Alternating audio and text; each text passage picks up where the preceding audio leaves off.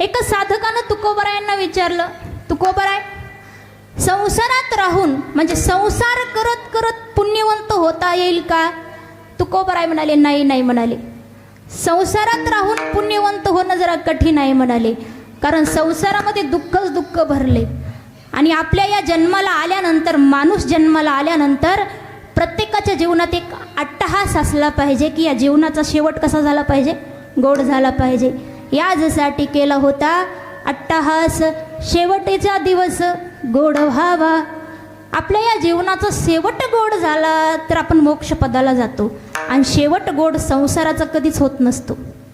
शेवट गोड केवळ परमार्थाचा होत असतो.